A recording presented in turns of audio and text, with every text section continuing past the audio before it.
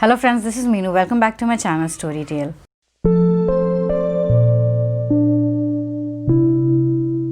I am back with the second installment in the Ember in the Ashes series, A Torch Against the Night by Sabaa Tahir. I've already done my review on the first installment. You can check that out in the description down below, or you can check it in the eye. That was a spoiler-free review because I wanted to do the first installment totally spoiler-free, and there was not much of a spoiler in the first book, so there was not much to talk about it anyway.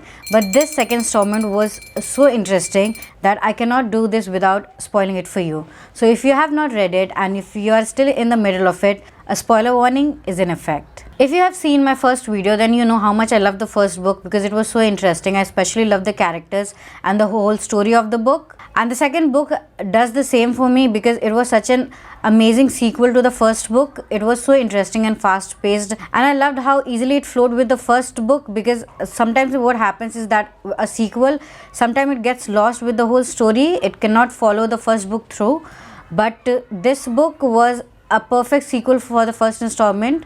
The biggest change in this book was the POV. In the first book, it was from the point of view of Elias and Leia, but this also includes Helen, which I loved. I love the character of Helen in the first installment. I think she was a badass, and her character is more complicated than Leia or Elias because they do have one dimension of a character, but Helen is more interesting for me because she's always in such a dilemma about choosing between love and duty, and I really loved that about her. I loved how she has to struggle with all of these feelings, and that makes her character more interesting to read.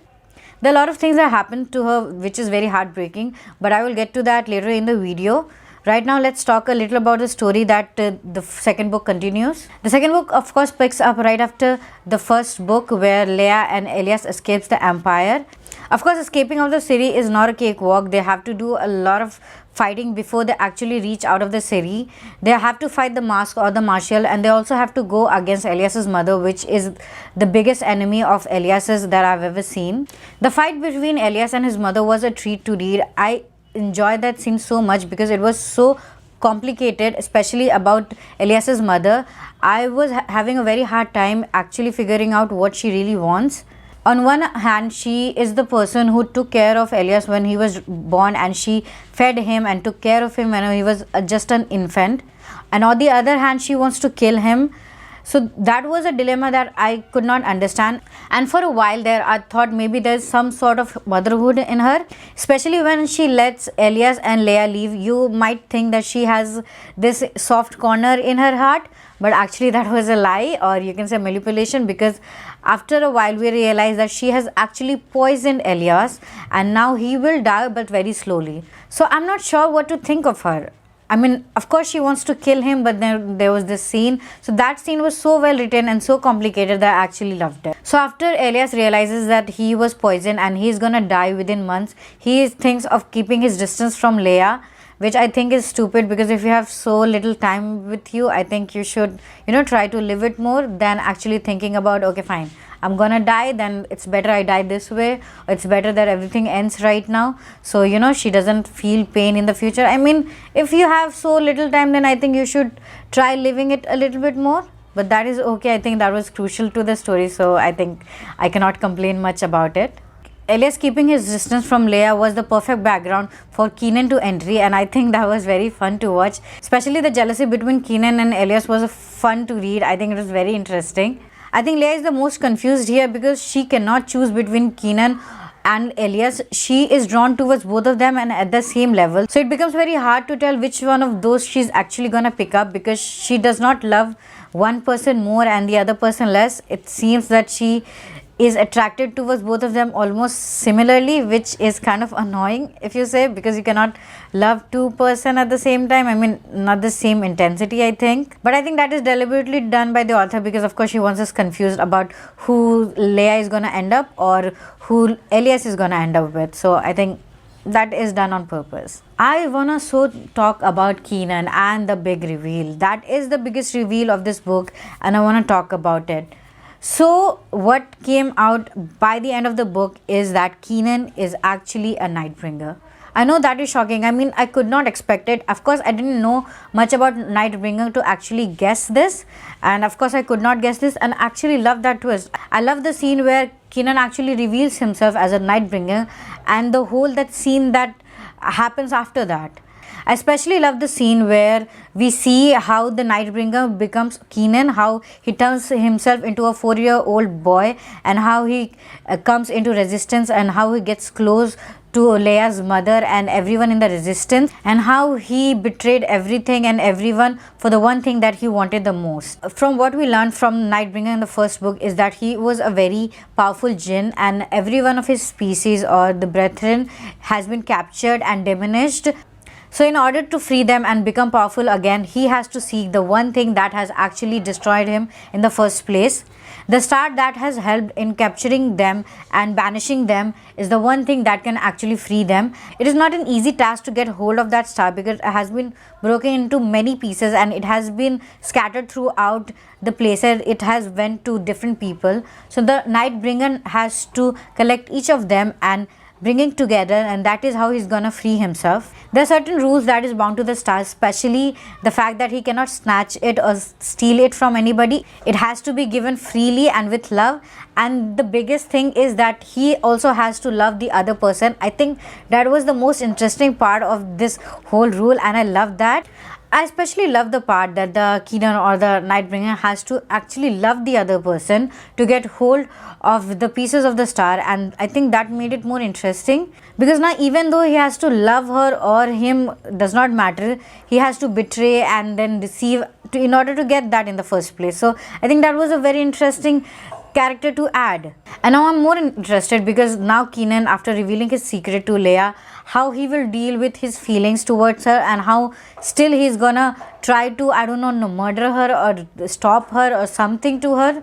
So that is gonna be a very interesting part to read in the third installment. The part that annoyed me most was Leia's reaction to all of this, because she did love Kenan and she did have sex with him, and she also gave him his armlet which she was not supposed to give anybody, and she gave him freely and with love. So after that she must have been heartbroken, but we do not get any scenes of that. She does not seem that much heartbroken. She should have been. I mean, she loved him, didn't she? But her reaction is actually bizarre because when she meets Elias again, she's all over him again. So I do not know what to think of her. She is just one confused character. I think the problem with Leia's character is that she does not get much time to actually mourn her losses.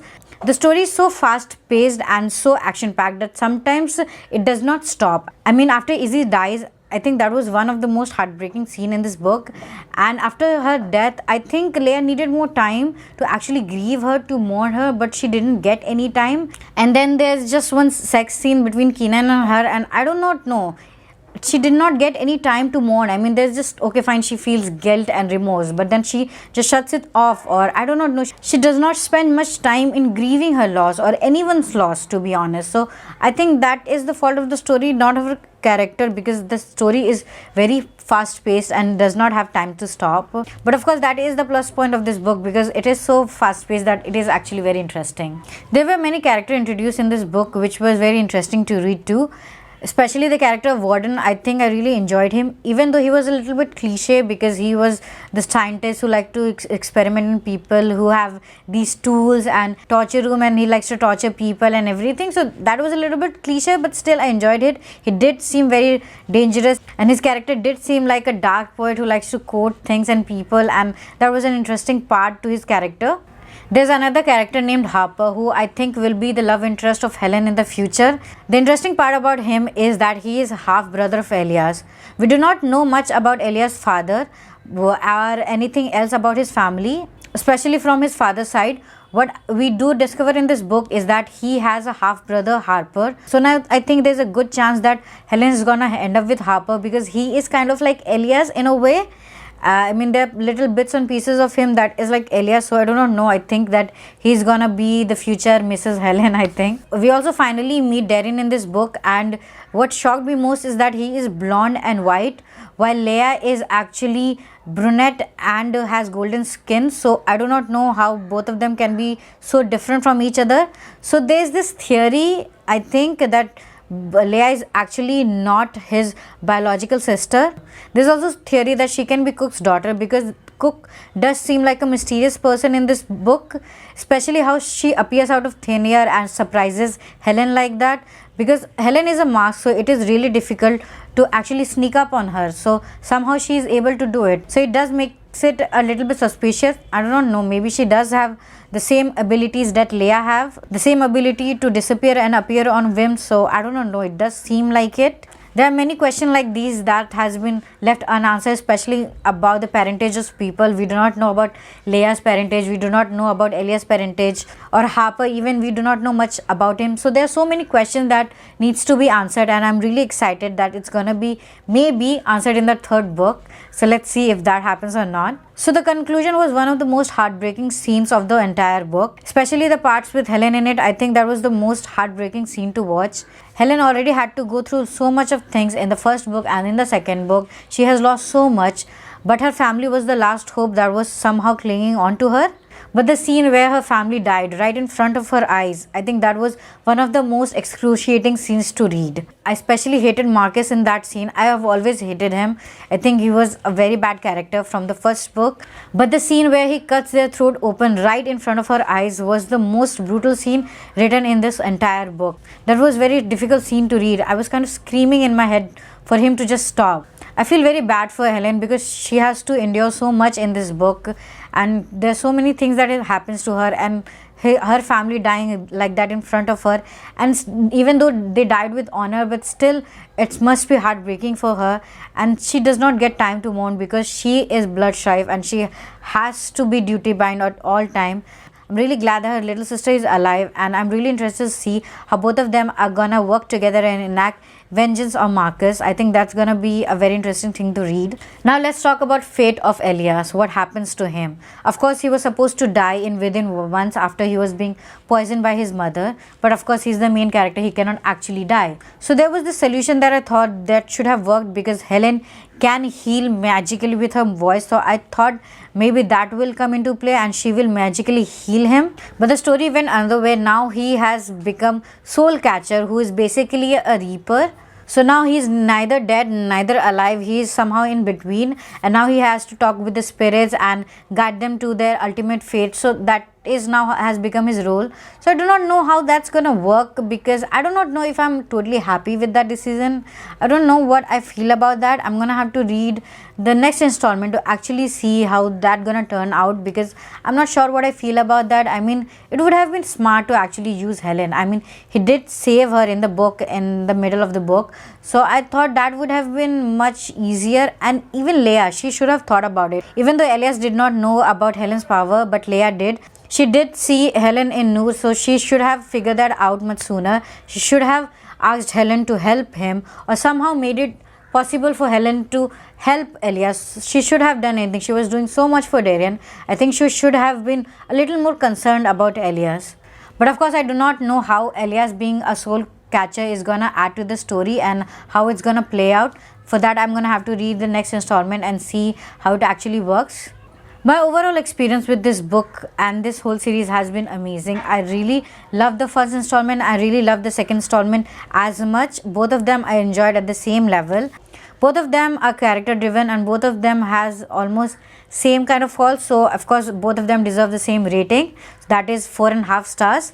Now I'm really excited for the third installment, because I really loved the first two installments so much, and I am gonna complete it as soon as possible, and I'm gonna bring the review to you as soon as possible too. So do let me know what you thought of this book and all your theories around it, and do not forget to comment, and especially do not forget to subscribe and click that bell icon if you want to get notified of my videos. I'm hoping to see you next week with my third installment of the series. Until then, keep reading.